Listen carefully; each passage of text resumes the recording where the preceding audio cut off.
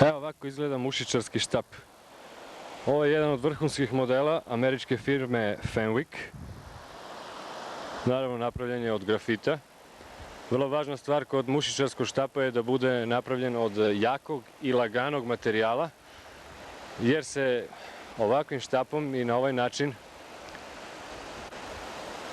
u toku celog dana maše.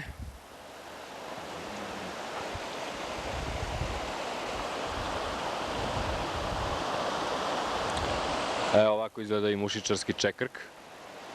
Isto jedan od boljih, firme Daiwa. Mušičarski konac naravno. Firme Scientific Anglers, isto američke firme, plivajući, duplo konusni. Najbolji za lov pastranke.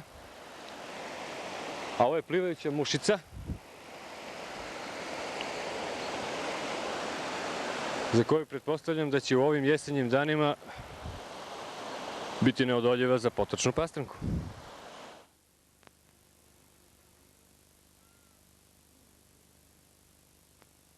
Samo što smo stigli na ušće Visočice u Temsku,